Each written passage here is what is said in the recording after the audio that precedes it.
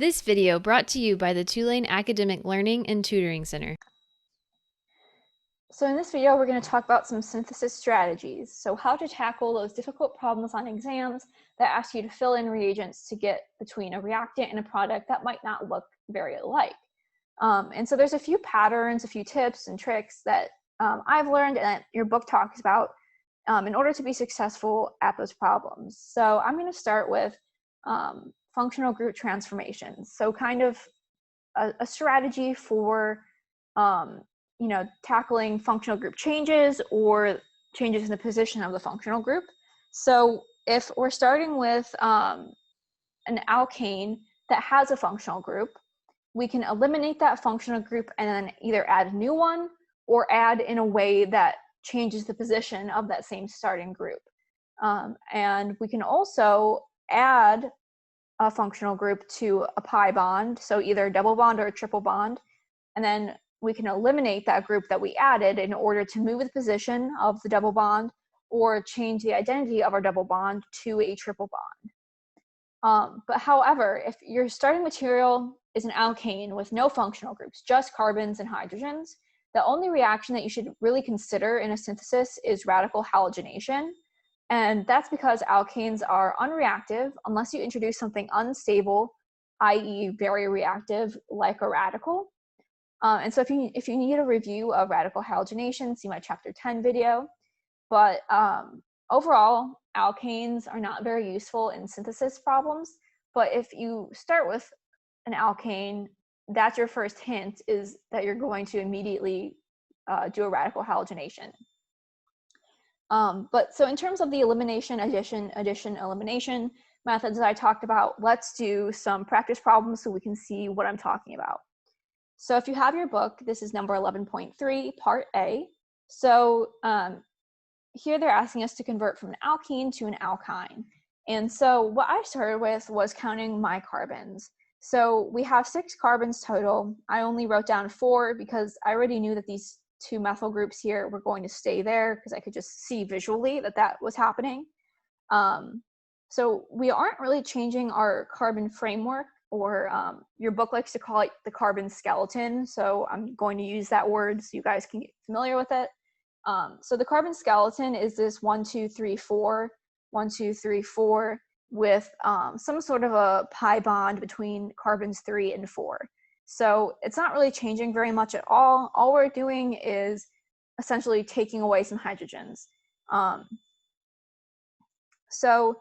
Note here, the position of the functional group does not change, and neither does the number of carbons. So how can we prepare an alkyne? So we learned in chapter 9 how to prepare an alkyne from an alkene. So all I'm going to do here is apply that same logic. So step 1 is going to be a reaction we learned in chapter 8 is just halogenation of a double bond, adding 2 halogens across our bond. So we're going to end up with this dihalide. And next, this is where chapter 9 comes in.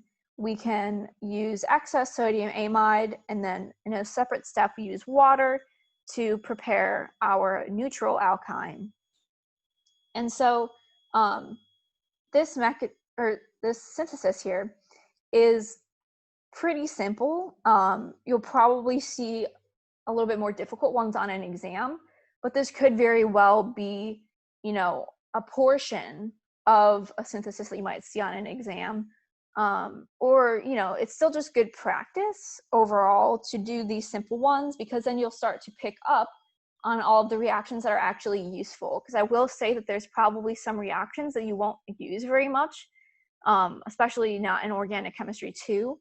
But basically everything that we talk about in this video is going to be useful even next semester. So definitely take any notes or, try and remember things that you think might be helpful to you.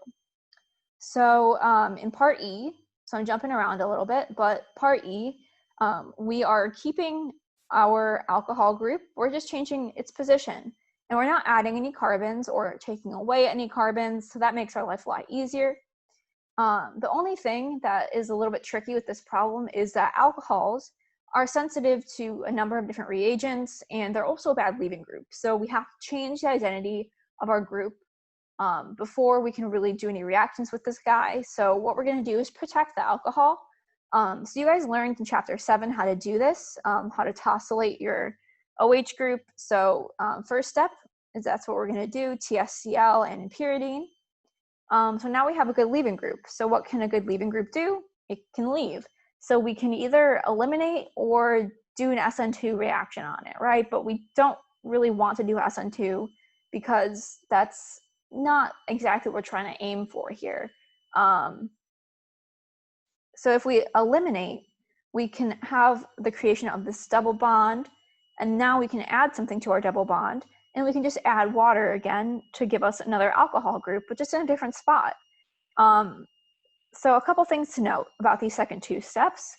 So first of all, the choice of the base for elimination. So sodium ethoxide is a strong base. It's also a base that is not sterically hindered, which means it's going to give us the Zaitsev product, which is the more substituted alkene. Whereas a sterically hindered base would give us the Hoffman product, which would be the less substituted alkene and also the less stable alkene. So we chose to create this alkene versus the other potential product, which would have been this guy. So that would have been eliminating this hydrogen instead of this hydrogen. And we didn't want this one because we wouldn't be able to add our OH to the right carbon. If we eliminated to create this product, how could we add our OH where we need to add it? You know, that's just not really possible. So, you know, it might not be super instinctual to just be able to say, oh yeah, I'm going to use a strong base that's not sterically hindered to give me this product because that's the, you know, most useful one. You might write this one out first and realize, oh, that's not what I need. And then you can just go back and change it. So that's why practicing these types of problems is super helpful. And chapter 11 has tons and tons of examples. So you definitely have plenty of material to practice. And so now step 3 here, where I'm doing an acid catalyzed hydration. So a couple things to note with that. First of all, we want to make sure that whatever hydration reaction we use is Markovnikov, because we're adding our OH to the more substituted position of our alkene, so right here. So that's right, this is Markovnikov, so that's good. But the only thing to keep in mind is that acid catalyzed hydration can result in a rearrangement. A lot of the reactions in chapter 8 can actually result in a rearrangement, so you might want to go and review which reactions those are. But in this case, this acid catalyzed hydration of this specific molecule would not result in a rearrangement. So we're all good. But if you were worried about this rearranging and you didn't have time to go and check the mechanism for hydration, you could totally just do oxymercuration, demercuration, and that would also be acceptable. All right, so now I'm going back to part C here. I just chose a few. So here we are changing the position of our double bond. We're not changing the number of carbons or the identity of the functional group, but we're just changing where it's at, similar to part E. And so this one is an example of addition elimination. So we're adding HBr across the double bonds in a Markovnikov way, and then we're eliminating our bromine to change position of our double bond. And so again, a couple of things to note. In step 1, Markovnikov versus anti-Markovnikov.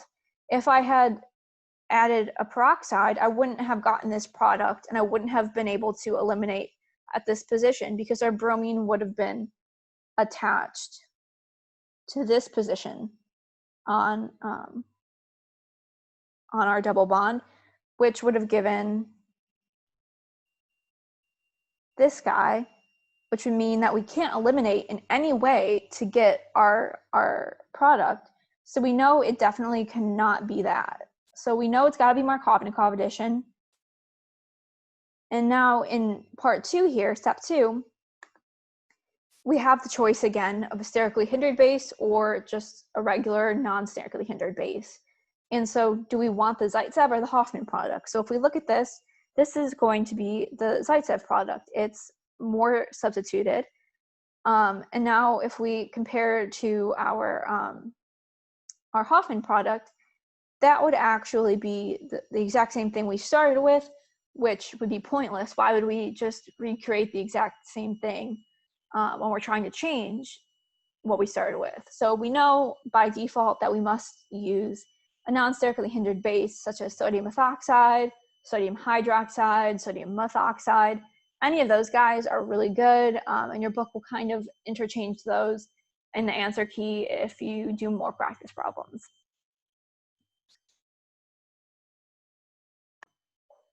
All right, and so one thing I just wanted to note really quickly is about changing the carbon skeleton. So that would be adding or removing carbons, or breaking up the carbon skeleton. I don't really like the term removing carbons because it implies that you're getting rid of carbons, which isn't possible because we have to obviously conserve matter. So your book uses the term remove. I will use the term break up. However you want to think about it, though, to help you on an exam, think about it in whatever way helps. So in chapters 1 through 11, we've only learned 2 reactions to change the carbon skeleton. You'll learn more in chapter 12 and in next semester, but for now, we can think about these guys. So alkylation of terminal alkynes.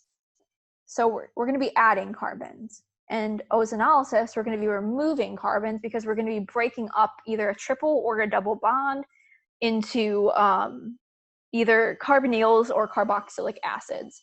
So these are reactions that we have talked about before. I've made videos on these guys. If you have any other questions, you can refer to those or to your book. But that's just something I wanted to note.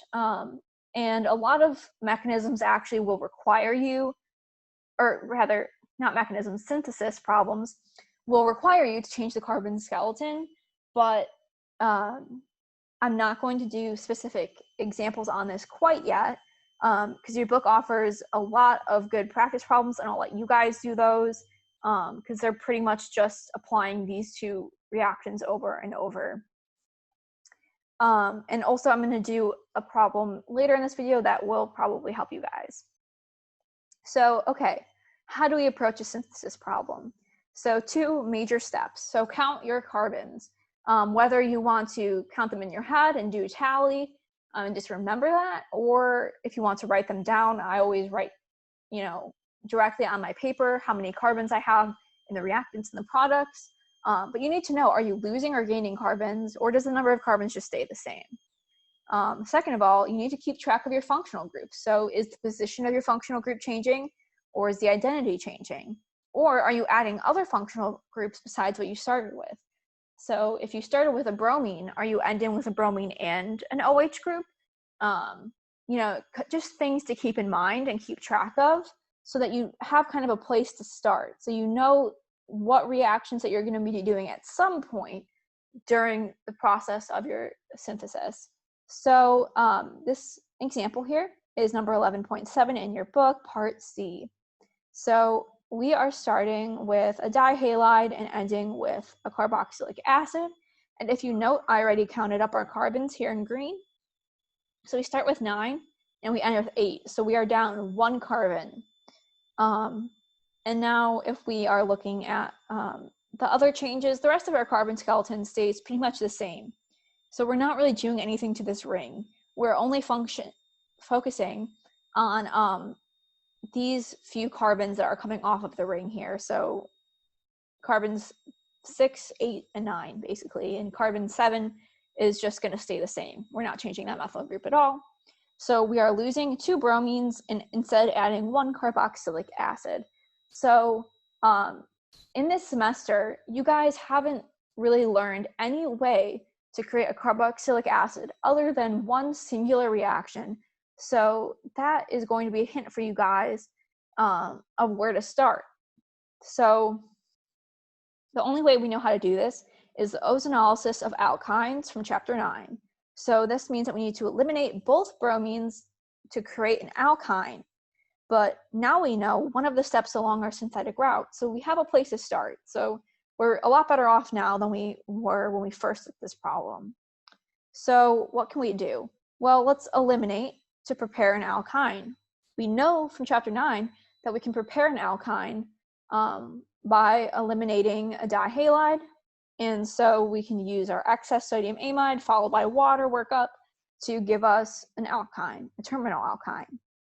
And so now we can do ozonolysis.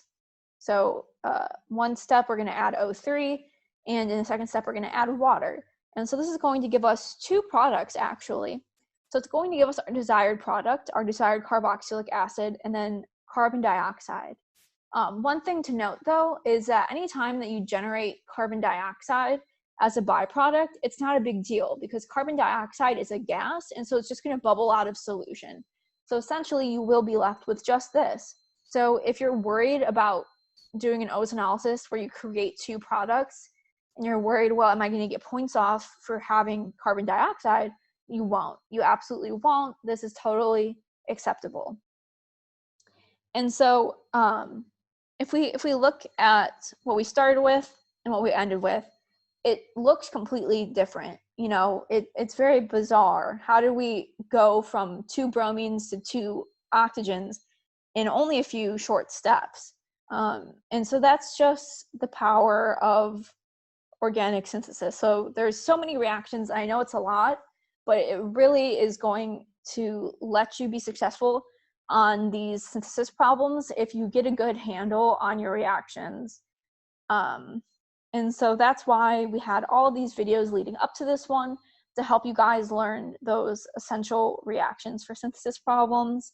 And also one thing to note about this final example that I did here is that we use a technique called retrosynthetic analysis that your book is very, very big on.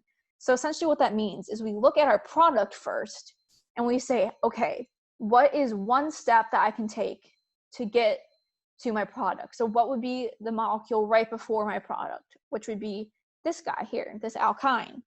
And we know that this has to be the molecule right before our product because there's no other reaction that we know to create an alkyne, to create a carboxylic acid. So we have to start with an alkyne. And so now we can take that another step further. What's the one step right before our alkyne? Well, we have only specific ways that we've learned to create an alkyne, so we have to do that.